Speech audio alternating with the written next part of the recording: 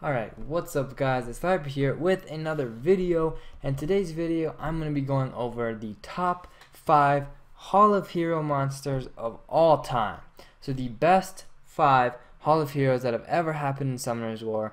Now, before I get into this, I just want to say that it is, of course, my opinion, and that my opinion may be different as yours, and let me know your opinions down in the comments. We want to hear what you guys have to think are the top 5, but without any further ado, we'll go ahead and get into the list, guys. So coming in at 5th place is going to be Rigel the Water Lich. So Rigel is pretty much just a super good necro monster. If you want to have a fast necro team, chances are Rigel is going to be in your team. Same thing goes with Fuko too, but Fuko wasn't a Hall of Heroes and Rigel was. So that's why Rigel is really good. Crazy good in necro, and that's pretty much all you'll use him in. So his first skill is going to attack 2 to 3 times. Each attack has a 40% chance to put a speed debuff on. Alright, now when you listen to the second skill, you'll see that how that's good as well. First of all, speed debuff is just good in general. In necro, speed debuff is pretty much necessary in your speed team. You're going to want your Rigel to be going towards the end, putting the speed debuff on the boss after you take the shield off. That really helps. His second skill attacks randomly and will defense break, and if there's a speed debuff, it'll turn it into a freeze. So that won't work on the boss, obviously, but the defense break is nice. So you already have a multi-hitter on both skills with a speed debuff and a defense break. The exact two things that you're going to want from your Necro Nuker or your whatever, Necro Nuker in your Nuker team or speed team or whatever. And then he has a passive here. He won't get crit as much, and he can't get frozen, which is of course nice, but it's pretty much these two skills that make him really good. So, I mean, multi-hits on both of them, and then pretty much the two most important debuffs from a nuker that you're going to want in your Necro team. So that is why Rigel is coming in at 5th place. Now we're going to go ahead and get into 4th place, and 4th place is going to go to Olivia, the Wineo Stone Agent. So Olivia is a really good monster in guild battles. She's really good. Some other PvP, I've seen her in RTA and stuff. Great monster when paired with Bulldozer or Copper or both of them. Really good, synergizes well with those two. So Olivia's first skill is going to attack the enemy 2 times. Each will have a 25% chance to put a glancing on. Okay, not bad. Second skill will remove all harmful effects on an allied target and fill their attack bar up to full. Alright, so cleanse and attack bar to full. And then the third skill attacks the enemy 2 times. Each will decrease the attack bar by 25%. Additionally, it will increase the defense of all your allies for 3 turns. You get defense buff there, you get a cleanse and attack bar raise right there, and you get glancing here. So plus she has a 33% defense guild battle lead. So pretty much set up to be used with Copper or whatever, Bulldozer. Really good in a team with those two. And that's such a good team that is really what makes her get up here so good. She's not only good with them, that's a really popular way she's used, but she's also good in just regular RTA, regular guild battles, stuff like that. Pretty much PvP, I'd say. She'll be good. I mean, defense buff, glance, and then cleanse, and it's like a research type skill. This is her second skill. So just a good monster in that way. Good PvP monster, really solid monster. So that's why Olivia is coming in at 3rd. Now 4th. That's why Olivia is coming in at 4th. I meant. Now 3rd place is going to go to Diaz, the Dark Death Knight. Now Diaz is almost a must for your especially beginner raid team, R5 team. The Darien is a replacement, but Diaz is much better base stats for sure. So R5 is like pretty much the only place you're going to use Diaz, really. Like, if I'm being realistic, it's pretty much just R5. So first skill, just gonna do a heal block, good in raids, right? So the raid boss isn't healing up. Second skill, check and destroy, attacks him 2 times. One will put a sword break and the other with a defense break. This attack will deal more damage according to your max HP. So, you know, defense break, attack break, more debuffs. And now the passive is what makes him really, really good in, what's it called? In raids, in R5. So, control passive. It decreases the chance of getting a critical hit, which, you know, is good, of course.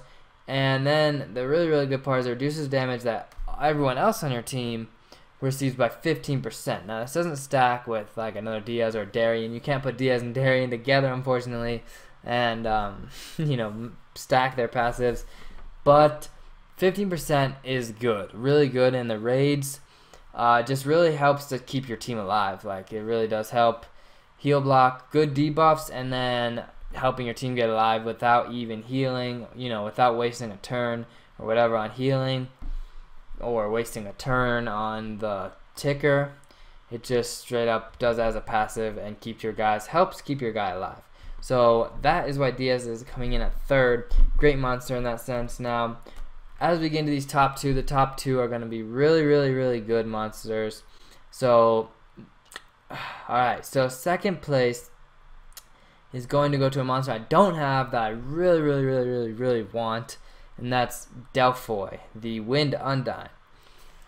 Now, if you have, let's say, a Velajewel, then, you know, maybe Delphi won't do you that good. But, you know, I don't have a Velajewel, and most people don't.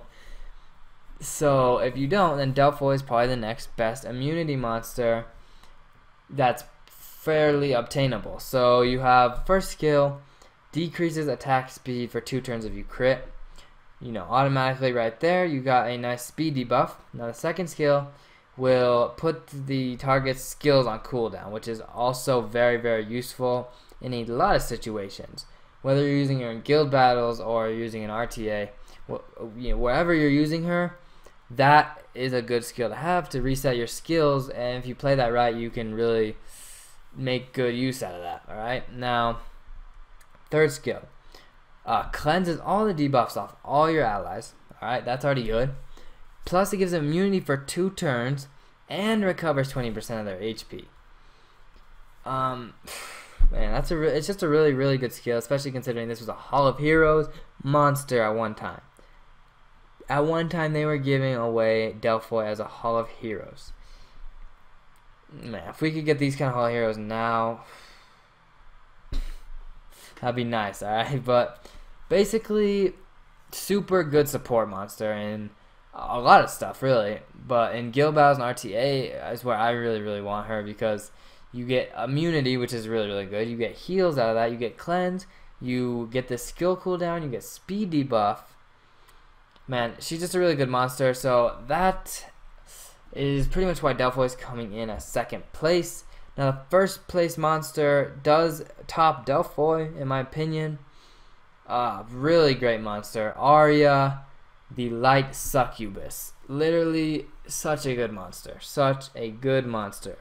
First skill, attacks and puts them to sleep for 1 turn with a 50% chance. And if you do put them to sleep, you get 50% attack bar back, which is crazy. And I think if it's max skill, that goes up to 70-80%, something like that. Sleep, crazy. Like, really, really good sleep chances. You know, first skill as well.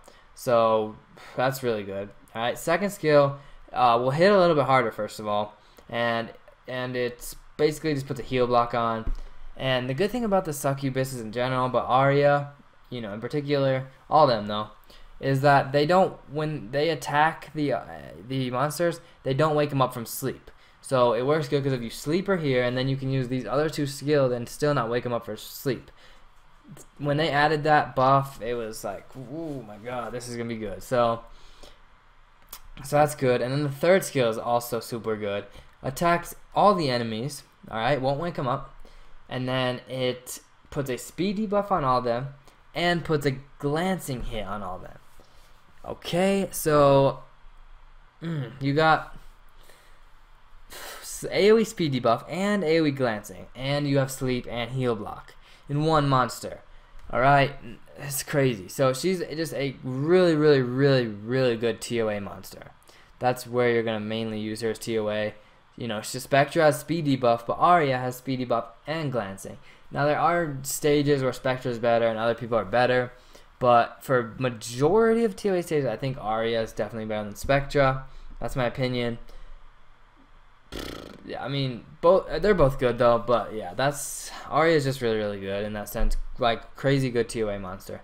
So if you're having trouble with TOA, if you have Arya from the HoH, then, or from anywhere else, build her. She will definitely help you. I can assure you that. Probably.